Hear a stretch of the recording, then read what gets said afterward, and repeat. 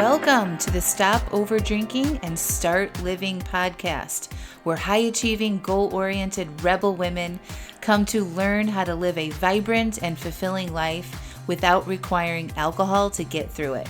No labels, no judgments, no saying you'll never drink again. Just real proven methods to help you stop rebelling against yourself with alcohol so you can drink less and do more. I'm your host, Angela Mascenik. Let's dig in.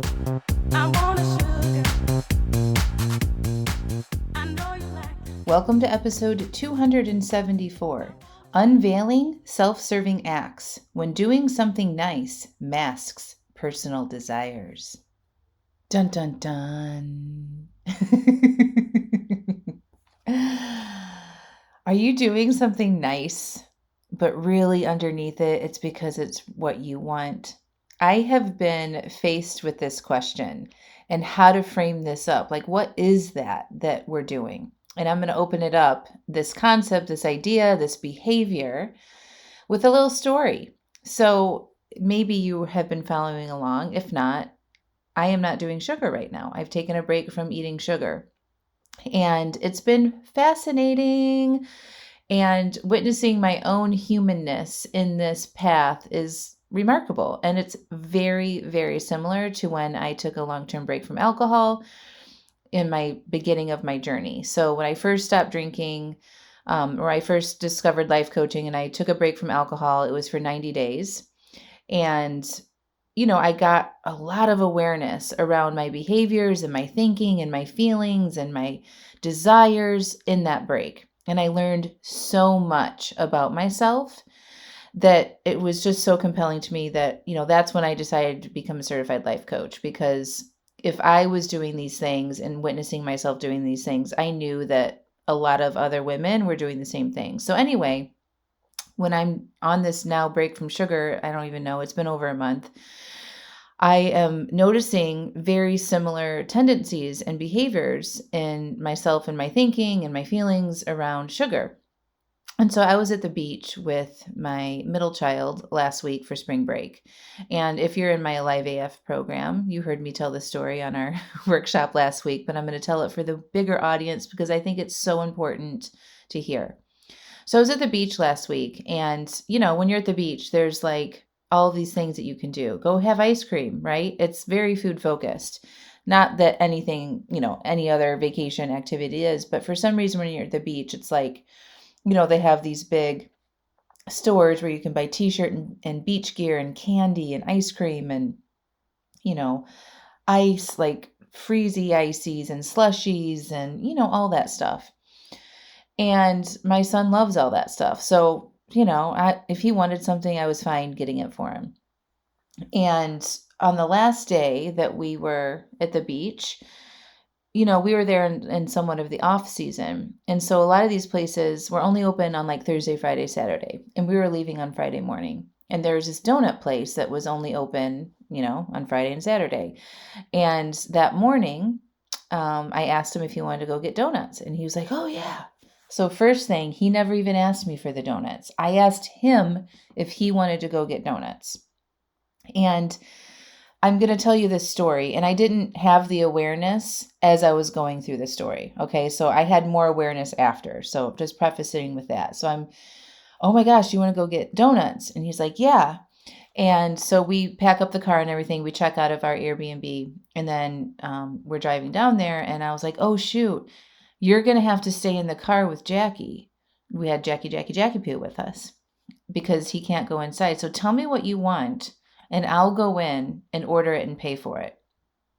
And I kind of recognized in that moment that I was like, what are you doing? Like, you're walking into a donut shop without your kid, and you're not eating sugar right now. So anyway, he told me what he wanted, and I'm like, okay, I'll be right back. And so I go in there, and on the way in, as I'm crossing the parking lot, I'm like, this is the time. This would be worth having a donut because they're fresh, they're homemade, they're made to order right there. So they're literally frying fresh donuts and then putting whatever topping you want on them. It's not like a Dunkin' Donuts where they're already pre-made and you're just putting them in a box. Like, they're warm and fresh.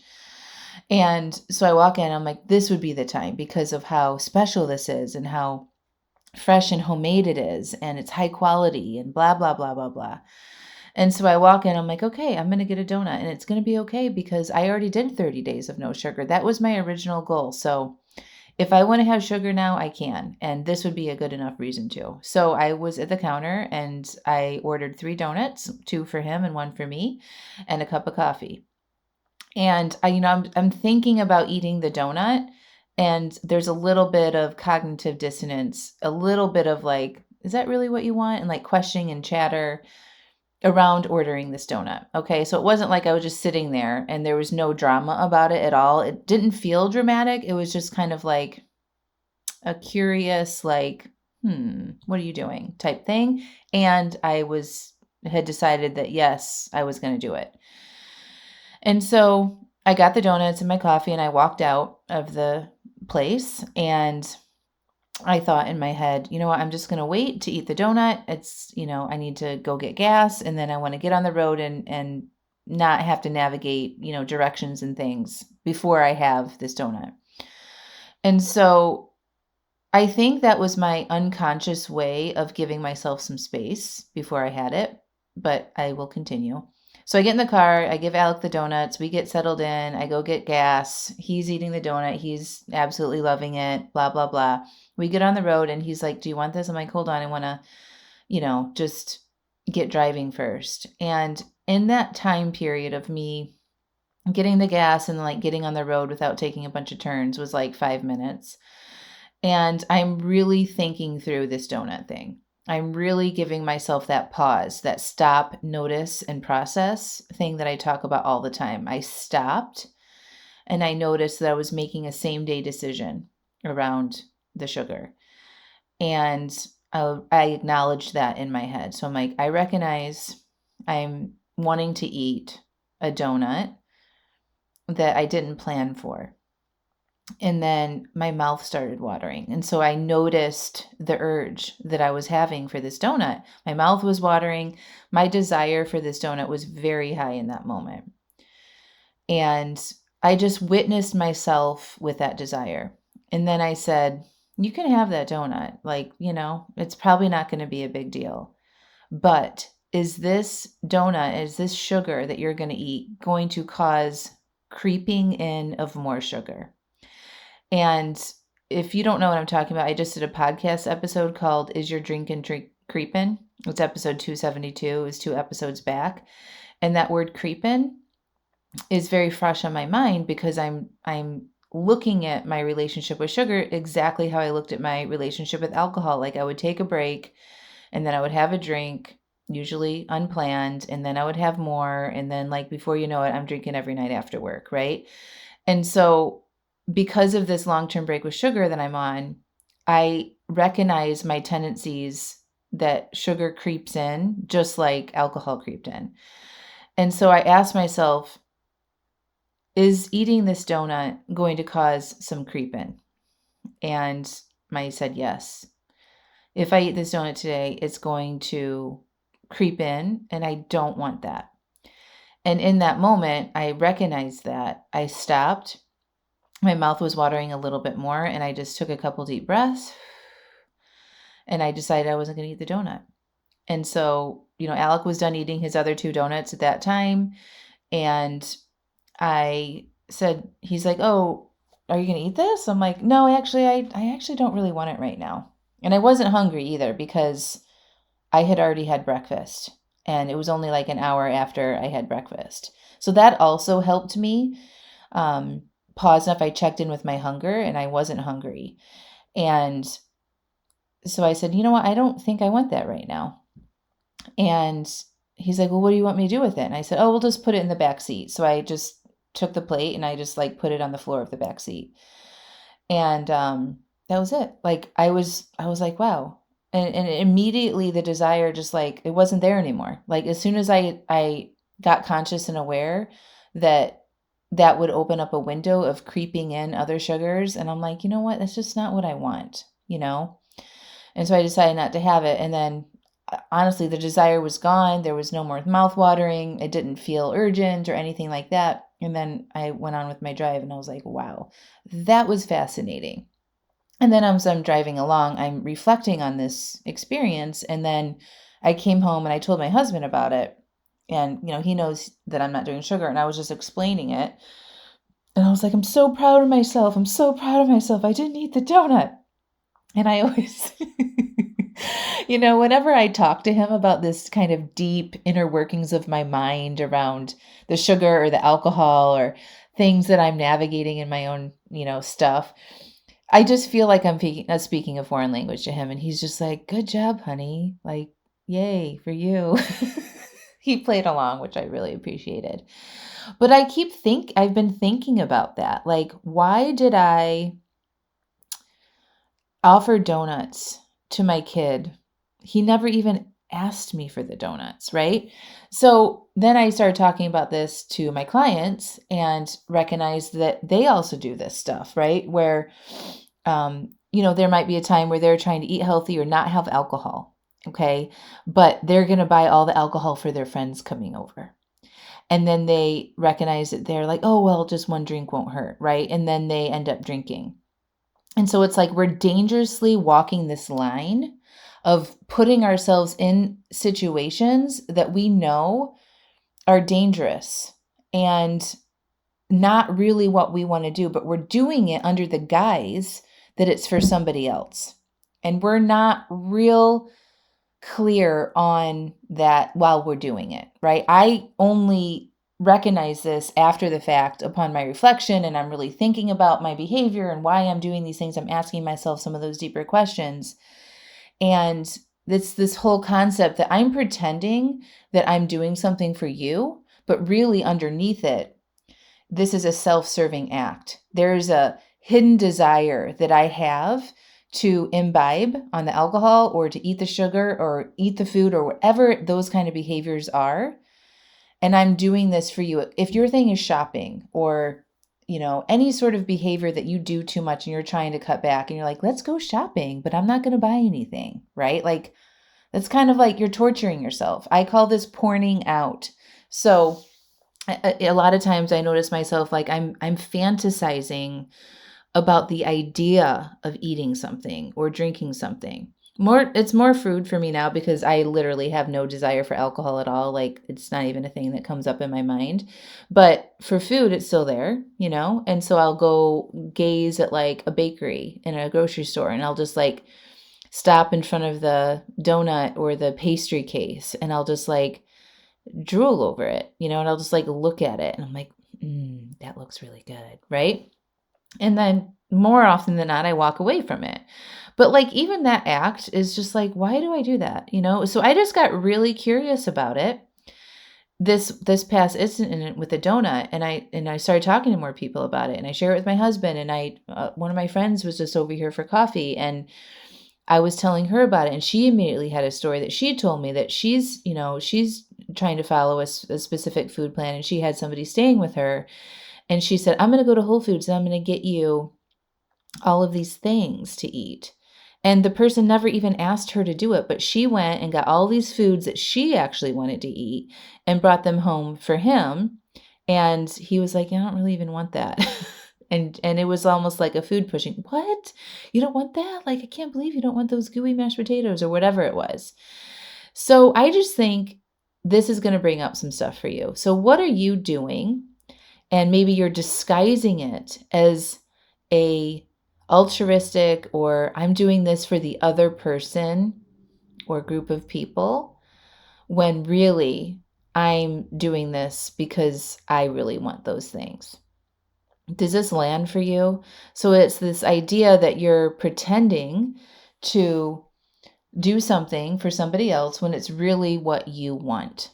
And that's exactly what I did with my kid at the donut shop. He didn't even care about donuts. He wasn't even talking about that. I'm like, ooh, do you want one of those hot and fresh donuts? And honestly, like when I asked him that, he's like, And I was like, what? You don't want a donut? What's happening to you? Because he loves sugar and he loves all that kind of stuff. He's like, oh yeah, you're right. So I kind of like pushed it on him, and he said, I want one donut. And then I bought him 2 donuts. Okay. And myself one. So I just think it's fascinating. If you find yourself doing that, What do you want to do about it? Right? I'm so proud of myself that I have enough tools in my tool belt and I'm aware enough to witness myself doing this that I stopped and ate the donut. And honestly, even if I did end up eating the donut, it's not like anything bad was going to happen. I would have learned from that experience. And I want to not do that to myself anymore, right? So when you think about setting yourself up for success and putting yourself in situations that aren't going to be so tempting for you so that you can succeed and not have to manage urges or this very big distraction that was for me for 30 minutes, right? So maybe it was an hour distraction. I got up in my head and my cravings and desires for something that I didn't really want. And I don't want to play that way. You know what I mean? Like, I don't want to spend my time navigating that. There's so many more interesting things I could be thinking about, right? And so I don't need to do that to myself. It literally served no purpose for me. I could have just been like, all right, it's time to go, and driven home, recognizing, ooh, that donut shop's open. Ooh, that, like I see that I might want that, and we're not doing that. It had no purpose. And I pretended that I was doing it to be a good mom or a fun mom or to make their vacation better as we're leaving town, whatever I was telling myself about it, right? And oftentimes when we do these things, we don't say no, right? We're just going to go ahead and eat the donut. We're going to go ahead and drink all the drinks because we've given ourselves permission under the guise that we're doing it for somebody else, and we might as well join them.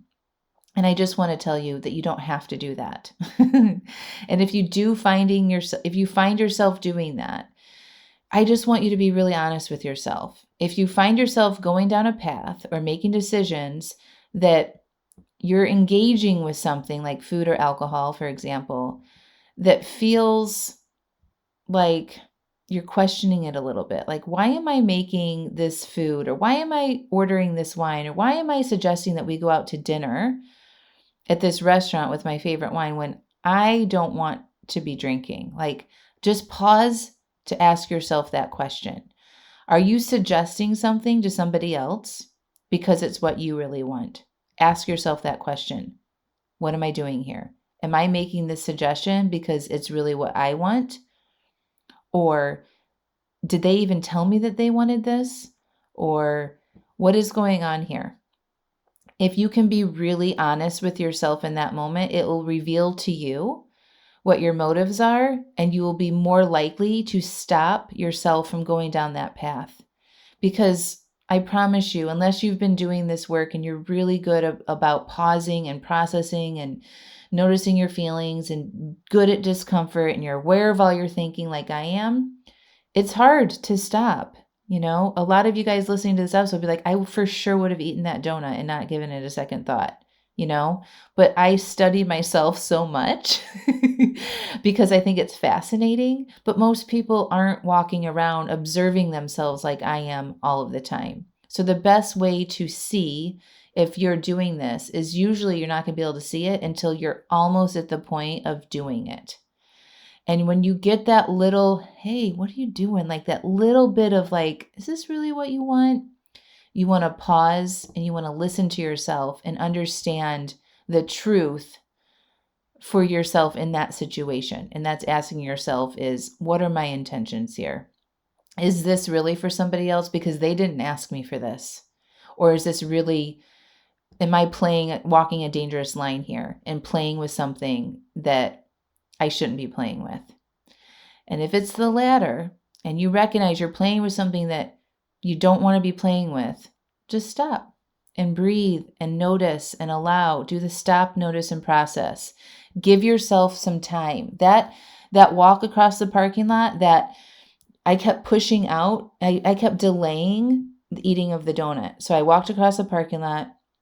I said, I'm not going to eat it until I can get on the road and not have to navigate the map situation. I think that was my unconscious coming through and saying, you need to give yourself some space from this for a second and to really think through, right? So if you can give yourself some space to just keep delaying it until you can get enough space from it to actually pause and think it through. and ask yourself those questions. Is doing this going to open up a window for me that I don't want to have to navigate? Is it going to cause a creep? Is breaking my promise to myself worth this? Any type of those types of questions, when you can pause and reflect and tell yourself the truth, is going to help you stop those unwanted behaviors. So I hope this helps, and I would love to hear from you. If you're in a live AF and you listen to this podcast episode, I want to hear from you. Go post in the Facebook group, send me an email, send me a direct message. I want to hear if this opened up your eyes to behaviors that you're doing and you're guising them as being in service to other people, but really it's what you want for yourself. All right, my friends, guess what? Tomorrow's my birthday, April 10th. I'm going to be 46. So as I'm recording this, it's my last day of 45. And my whole theme this year was 45 and alive. And so I want to come up with something about 46. 46 and... So I'm open to suggestions for that. Maybe I'll come up with something and I'll share it with you next week. So I love birthday wishes. Send me happy birthdays. I'm so thankful for all of you. It's an honor. It's a privilege to be with you another year. I'm entering my 6th year of being a non-drinker, and sharing these sort of inner workings of my mind, my own human behavior, my own observations really helps me. So thank you for listening. Thank you for answering the harder questions and doing the work. And I just love doing this for you. So have a good one, y'all. Talk to you next week. Bye. I want you to check out angelamascenik.com/aliveaf. You know what it's like to have a desire to cut back on your drinking, right? You start to read books, listen to podcasts, try things, but you might not be able to yet put all the pieces and suggestions together in a way that actually makes sense and works for you. You might struggle with beating yourself up after an overdrink. You might get frustrated with yourself when you take 2 steps forward and then another 2 steps back, and get overwhelmed with what's right and wrong about your relationship with alcohol. Your friends tell you that you should be able to have just 1 drink, and it isn't a big deal. You might be white-knuckling through urges and resisting instead of peacefully processing them. And you might struggle with your identity as someone who has enjoyed having a lot of wine or alcohol in your life. It's around you all the time. It's what you do and who you are. Well, after 5 years of successfully coaching hundreds of women through these struggles, I have created the Alive AF membership, where women like you can learn the basics on what it takes to cut back and reach your goals with alcohol, whether it is to just drink less or totally quit. And when you join, you will get the exact framework I used to change my own relationship with alcohol and still use today, that has led me to be alcohol-free for over 5 years.